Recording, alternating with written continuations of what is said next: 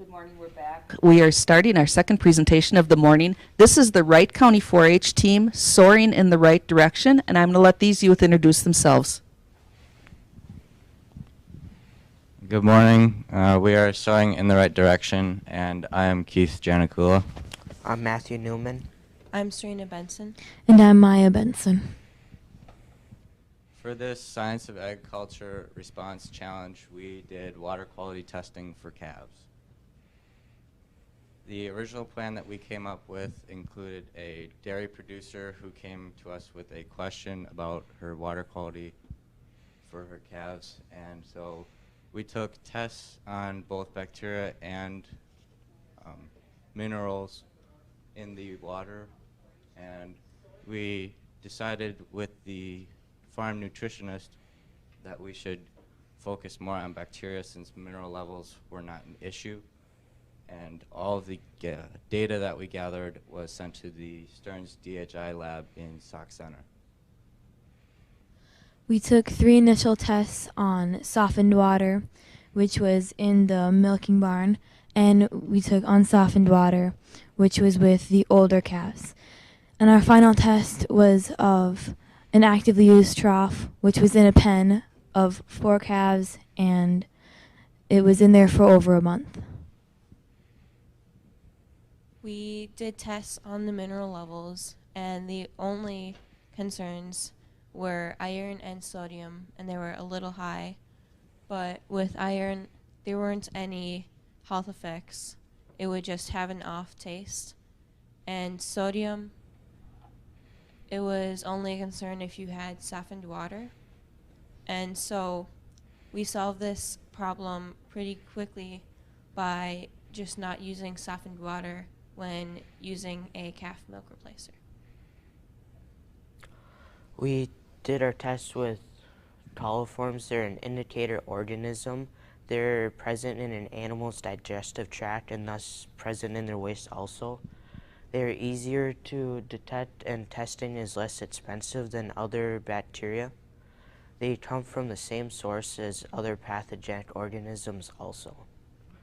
E. coli is the major species in the fecal coliform group. It is a good indicator organism due to the fact it's more numerous, it lives longer than pathogenic organisms, and is safer to collect and test. We use coliform over E. coli because it's less expensive and it's easier to see under a microscope. Cryptosporidium and Giardia can be present even when a coliform tests negative, however. The reasons that we came up with for having a bacteria-free trough include less vet bills, healthier animals, and more water consumption, which equals better growth rate, and the prevention of diseases. Some of them that can be present that we found can be bovine respiratory disease. And some symptoms can be pneumonia and can include coughing and a fever. Leptospirosis. And that can have a high fever, anemia, abortion, and labored breathing. Salmonella can also be present. And a symptom can be diarrhea. And the last one we had was Johne's disease. And that can include diarrhea and rapid weight loss. We took tests of 3 watering devices, which is metal trough, a plastic trough, and the automatic trough, which we tested was a Ritchie. The coliform tests were of a clean tank, cleaned with chlorine, and another clean tank cleaned with just a scrub brush. Our last test was 48 hours or 1 week after we cleaned the automatic tank, and we discovered a difference between all 3 types of the water trough materials.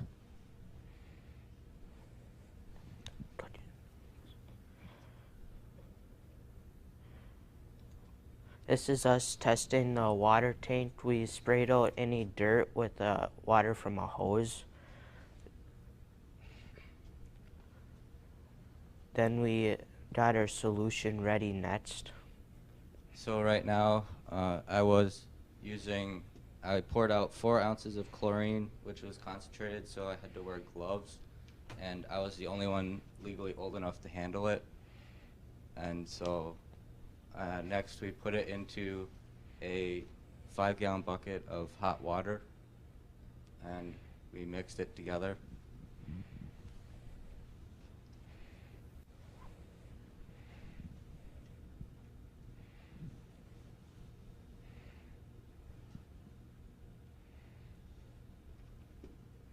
After we stirred the chlorine into the water solution, we added cold water to it so that we could touch it without it burning, and to just finish off the 5-gallon bucket.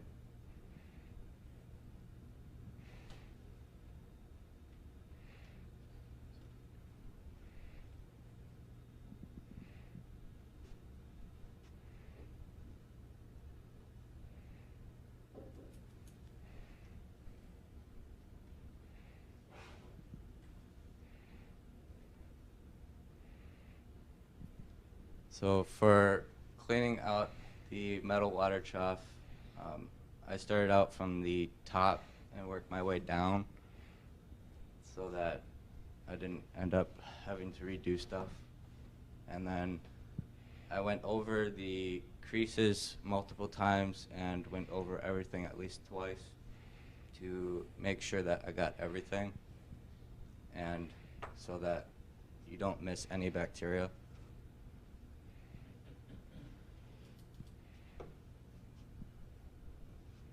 What we found for having plastic troughs was that the positives to them were that they are durable and that they are cheap to almost free. And we have an example of a cheap one on the picture to the top, and one that you buy at a farm store for up to $275, which is pictured at the bottom.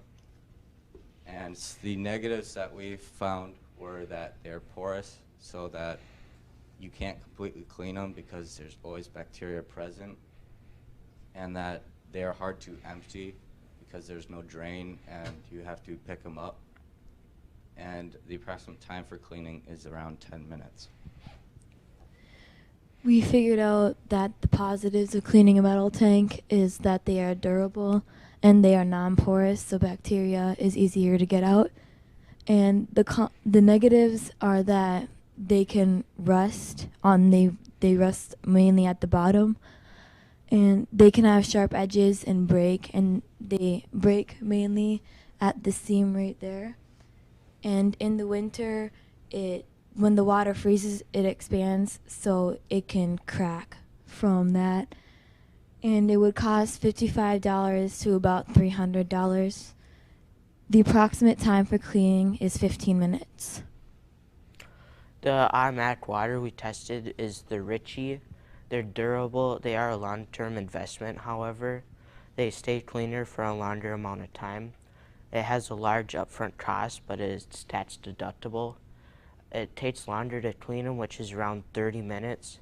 And it costs from $200 to $3,000, and around the $3,000 mark, that includes the labor, excavation, plumbing, and electrical for the installation of the product itself.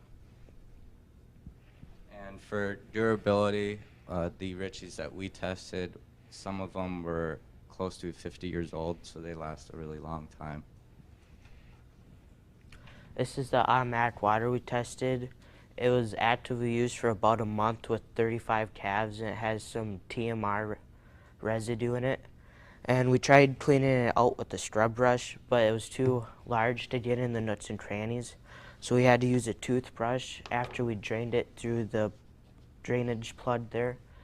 And it takes a long time to clean them out, but it stays much cleaner longer.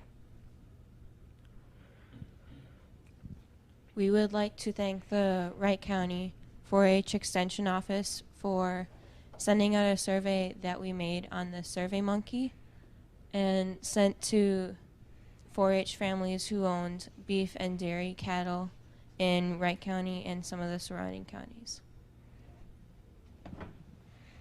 From the survey that we sent out, The reasons that they had for having a plastic water was that durability was their number one reason, around 70%, and cheap to free and ease of cleaning were tied for second, around 38%. The top reason for using a metal water was the durability of it, and the ease of cleaning and low initial cost got tied for second. Some of the reasons why people chose automatic waters was there was less labor involved, meaning you don't have to always go out and fill it up with water because it fills up itself. And durability was chosen for second because it is on a concrete base and it is made of stainless steel, and it wastes less water, and that was chosen for third. We sampled using sterilized bottles that the DHI laboratory sent us. We refrigerated them until mailing them. They ran tests 37 to 68 hours after we mailed them. They arrived too warm, and they're supposed to be kept at a constant rate of 6 degrees Celsius or 43 degrees Fahrenheit.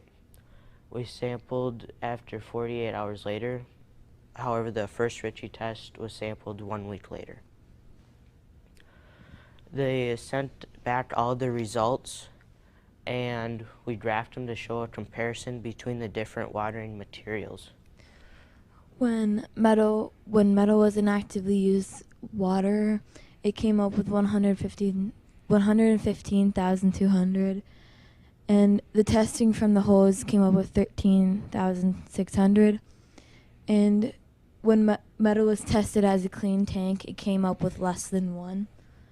And 48 hours post-clean, it also came up less than 1 because we believe that there was some chlorine residue left in it, and because it is non-porous. So next we had the graph of plastic, and when it was actively used, it was at 72,000, which is in the red. And then tests from hose is less than 1 because it was on a different farm, so it was a different well, along with the 2 above it. And then for a clean tank, even with chlorine, it was still at 7,900 bacteria count. And then 48 hours post-cleaning, it was at almost 500,000. And we think that is so high because it sat in the mail for up to 60 hours and it incubated. We then tested automatic water with cleaner, and after we used it was around 58,000. The test from hose came back less than 1 and also as a clean tank. A week later it was about 260,000, which is still half of plastic after 48 hours. We then tested an automatic water cleaned with no cleaner because from the survey, only one person hinted that they had used cleaner when cleaning their water troughs. And so it started out at 57,600 when it was actively used.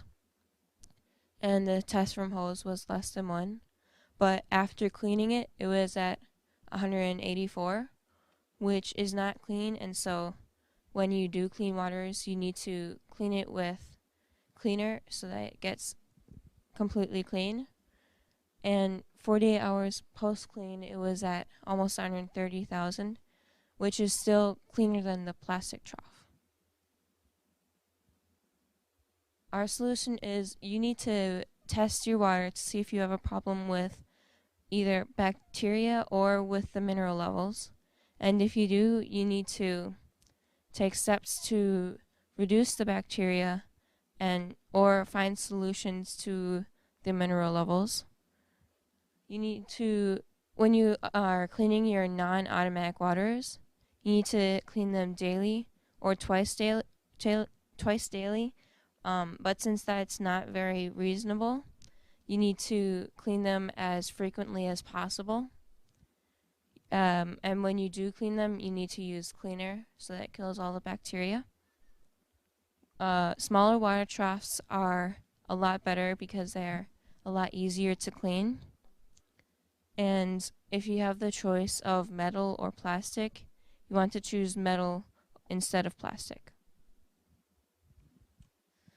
The best solution to pick is an automatic waterer because of the long-term investment. The labor is less because you don't have to clean it as often as other troughs, and it stays clean longer because the water is always flowing through. It's a long-term investment because most of ours, because it's stainless steel and on a concrete floor. It has constant water supply because again it's always flowing, and most of them are heated to prevent freezing because in winter it can get really cold. So we did this same presentation. We gave it to the Wright County 4-H Livestock Committee Development, and then we gave it to two 4-H clubs, which would be the Woodland Wadettes and Chatham Climbers. And we will also be giving this, hopefully again, next Monday to the 4-H Federation meeting. We would like to thank the following for their donations and mentoring: the Wright County 4-H Federation, Deers Corporation Family Farm, Forma Feed, The Wright County 4-H clubs of the Woodland Wadettes and the Chatham Climbers. Brant Groen and Robert Westman, who are nutritionists, and Colette Thorson, who is a dairy producer, who got us started on this whole thing. Do you have any questions? Yes. It looked like the timing of the year for your project.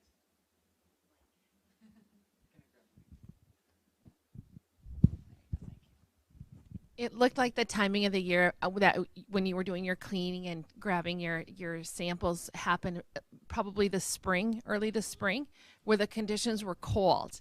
I'm hoping that you're planning on continuing your research into warmer temperatures, and if you would maybe hypothesize or talk maybe about what your expectations would be or what you think your results would be with warmer temperatures. We think that they would grow higher due to the fact it's much warmer and it's ideal for incubation and growth of bacteria. So we think the results would be much higher due to the fact it's much warmer. And then just to follow up, what do you think should be done in order to keep those more frequent cleaning? If you could just maybe expand on that a little. More frequent cleaning, waste less water, and then try to limit the amount of matter that builds up in the water, keeping it as clean as possible so that bacteria is less likely to grow in there as a result.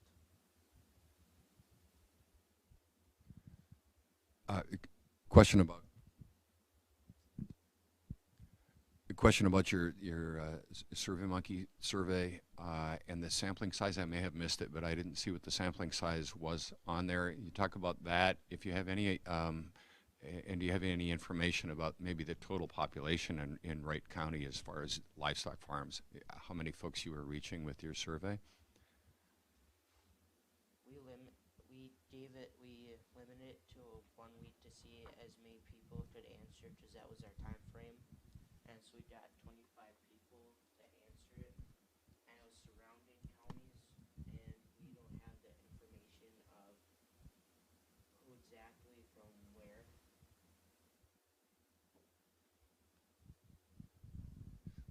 Adam Burr with Minnesota Corn Growers.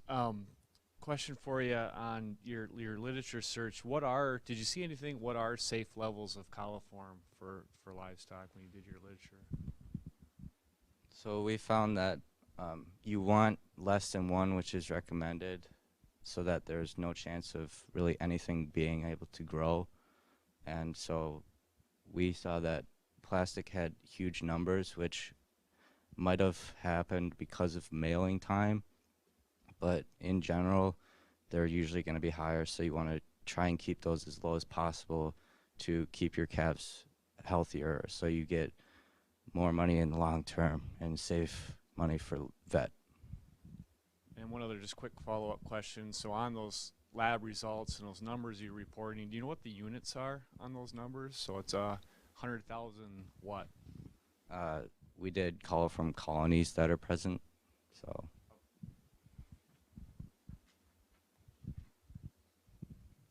Can you tell us a little bit? You mentioned some folks that had served as mentors, and the dairy producer, I think, or beef producer that got you started in the project initially. Can you talk a little bit more about your relationship with your mentors, who those were, and how they helped you throughout the process? The dairy producer that we had up there is my aunt, so that it was pretty close, and it was really easy to get tests done and everything. And then the other farm that we tested was theirs, so we kind of knew what was going on. And the nutritionist that we had, Robert Westman, was an old family friend. And then Brant Grown, he was the farm's nutritionist. And Colette started us on this because she was going to take one simple test to find out the minerals that were in her water in the milking parlor and see if that was safe for the calves to drink. And then she asked us if we could take it further, and that's how we decided to do this.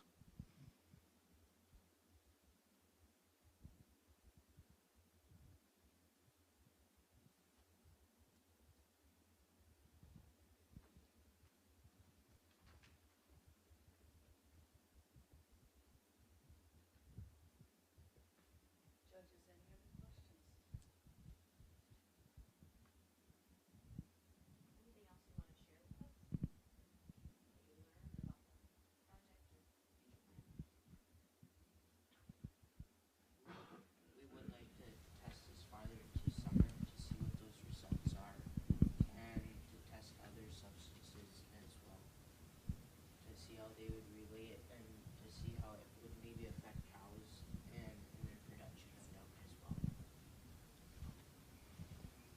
You need the microphone. He's got one on him. His mic is. Do you want to repeat that? We'd like to further test that in the summer to see how the heat makes that react, and we'd like to test that in milking cows also to see how it affects their milk production and their quality of milk.